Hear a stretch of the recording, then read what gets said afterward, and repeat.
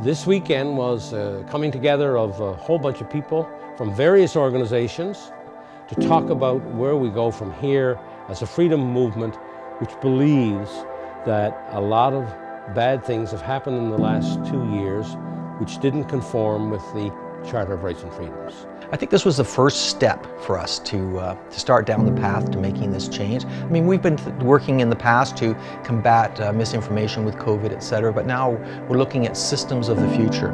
It is a great effort to have many of these groups working together. And I think now that we're moving forward in a common goal, the Truckers' Convoy made me the first time in 2 years proud to be a Canadian again, and today helped that again as well. This weekend was just an incredible experience to be in the presence of so many great freedom fighters who I look up to and I'm inspired by.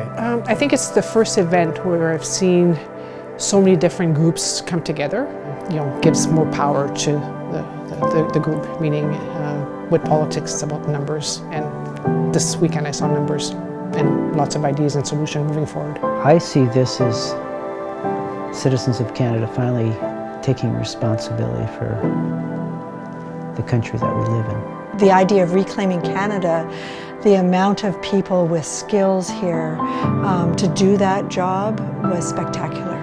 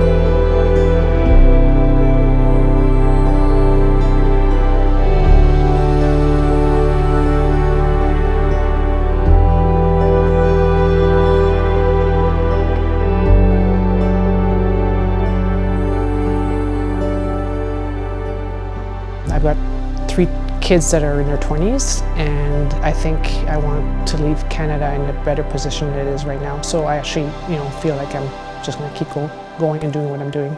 I was very impressed because this conference has sown the seeds for perhaps a national Congress. It's that this enthusiasm around the freedom movement is not dying with the mandates. It is continuing. It is about ensuring that our civil liberties are intact in the years going forward and in the generations going forward. This weekend was paramount because it was a gathering of the best critical thinkers in this country, the people who have the most integrity and ethical performance in this country. Many of us have walked from our careers because we want to make sure that we're doing our job, which is to do no harm. And that's what we have to do today too. We have to find common ground. We have to use common sense in order to achieve that. We've lost the masks. They think that's a time to rejoice, it's all over, you know? It's not. We've won the battle in Ottawa, but we've got the war to fight. And that fight will continue for decades. Canada needs to know over the last 2 years whether all of these provisions that were put in by government were necessary. Democracy is strong when there's a lot of civic engagement.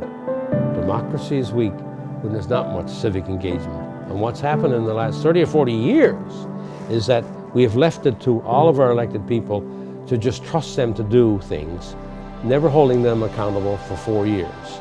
So I think if we had more civic engagement, we wouldn't be into the problems we're in now. And so there's a lot of people really interested and know something, sense something is wrong and want to see it corrected.